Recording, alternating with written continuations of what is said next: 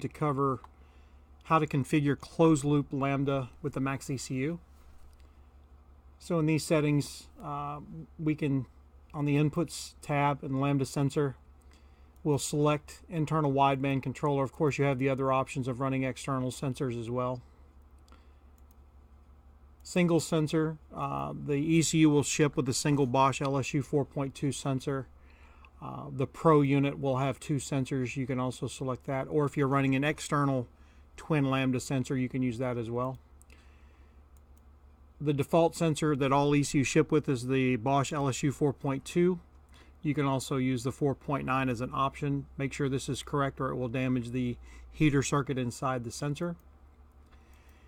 This is set to control the heater circuit. So when you're first configuring your ECU, you want to use this as ECU startup.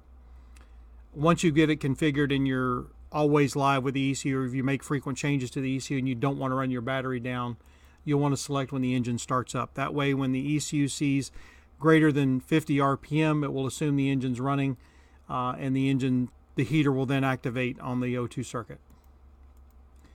Manual free air calibration or default. When you have a brand new sensor, just leave it at default. As the sensor ages, you can do a manual free air calibration. So you want the weather to be a nice bright sunny day, very high barometric pressure. The reason this is critical is the sensor is critical to pressure changes. So you want it as close to ideal barometric, or 30.02 or whatever the ideal barometric is for your area.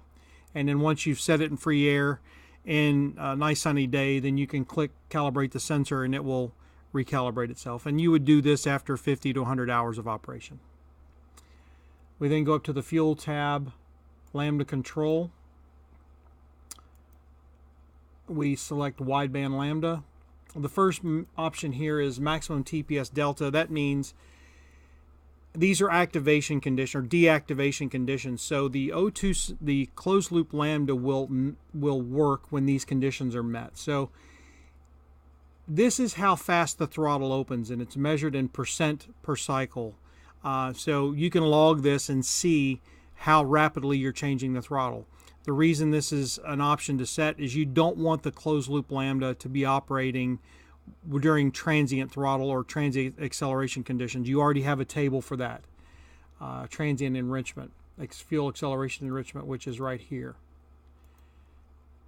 Maximum map delta, that's the same thing, but it's as relates to manifold pressure. So you don't want the closed loop to change the fuel during rapid manifold pressure changes. Minimum coolant temp, you have a warm-up table that you've tuned.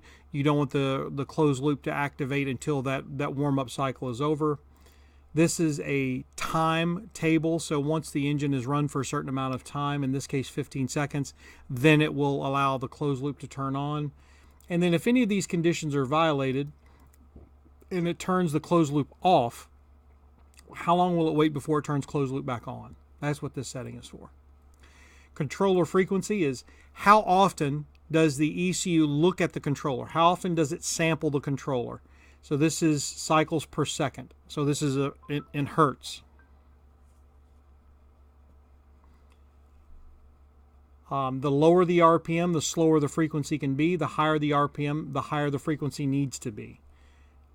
And this is obviously adjustable to anything you want.